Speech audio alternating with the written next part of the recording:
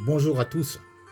Je fais cette petite vidéo pour participer en quelque sorte à l'exhortation que nous sommes encouragés à faire les uns aux autres, comme il est écrit dans Romains 15 au verset 14. Le sujet concerne le type de foi qui mène à la victoire. Il y a un verset connu de tous les chrétiens qui dit que Dieu a tant aimé le monde qu'il a donné son Fils afin que quiconque croit en lui ne périsse point mais qu'il ait la vie éternelle. Il y a aussi cette déclaration de Paul et Silas qui répondent à leur geôlier dans le livre des Actes à la question « Seigneur, que faut-il que je fasse pour être sauvé ?» Réponse « Crois au Seigneur Jésus et tu seras sauvé, toi et ta famille. » Mais à vrai dire, beaucoup de gens croient et ne voient pas de changement dans leur vie. Pourquoi? Parce qu'il y a un malentendu. La Bible est riche d'enseignements complémentaires sur la question de la foi et du salut conséquent. Par exemple, il est écrit dans Luc 8, versets 32 à 33, « Comme Jésus parlait, plusieurs crurent en lui. » Et que leur dit-il? « Vous êtes dorénavant sauvés? » Non. Il dit aux Juifs qui avaient cru en lui, « Si vous demeurez dans ma parole, vous êtes vraiment mes disciples, vous connaîtrez la vérité et la vérité vous affranchira. » On voit bien qu'il y a un acte de foi initial qui n'est que le commencement d'un long processus. Il faut demeurer dans la parole. La vraie foi qui mène au salut nous conduit de transformation en transformation parce qu'elle nous pousse à faire des efforts pour avancer avec l'espérance d'obtenir des résultats concrets promis par Dieu. Tel que Pierre la voit, la foi qui fait avancer spirituellement n'est pas isolée de la vertu, de la connaissance, de la maîtrise de soi ou tempérance, de la patience, de la piété, de l'amitié fraternelle et de l'amour. Ce sont des choses à développer ensemble le long du processus.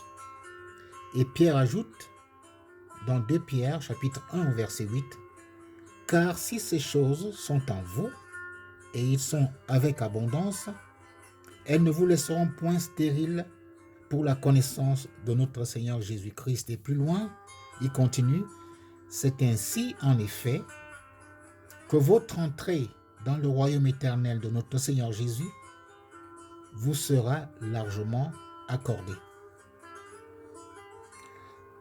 La phrase « Crois au Seigneur Jésus et tu seras sauvé » est ici enrichie d'éléments complémentaires dont il faut tenir compte. Il s'agit d'un tout. Un jour, quelqu'un a demandé à Jésus, « Seigneur, y a-t-il que peu de gens qui seront sauvés ?» Réponse de Jésus, « Efforcez-vous d'entrer par la porte étroite, car je vous le dis, beaucoup chercheront à entrer et ne le pourront pas. » Et pourquoi ne le pourront-ils pas? Parce que leur foi aura été stérile. Les démons croient aussi. Leur état ne change pas pour autant. La foi doit être continue, même si on le sait, il y a des hauts et des bas.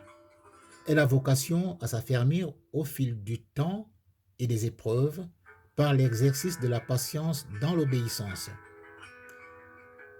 Ce dont il faut être certain, c'est que Jésus-Christ nous accompagne dans nos efforts pour grandir.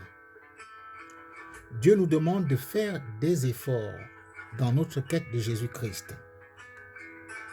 Je vais citer quelques passages rapidement sans les référencer. Faites tous vos efforts pour joindre à la foi la vertu la connaissance. Efforçons-nous d'entrer dans le repos de Dieu afin que personne ne tombe en donnant le même exemple de désobéissance. C'est pour cela aussi que nous nous efforçons de lui être agréable, soit que nous demeurions dans ce corps, soit que nous le quittions.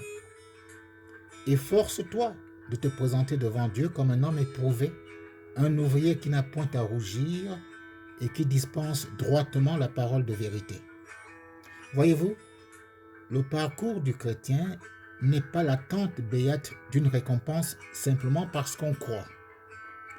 Croire vraiment est un engagement actif, des combats, des actes de résistance pour le nom de celui à qui on croit. Jésus a dit, à celui qui vaincra, je donnerai autorité sur les nations et il les pètera avec une verge de fer. Celui qui vaincra n'aura pas à souffrir la seconde mort.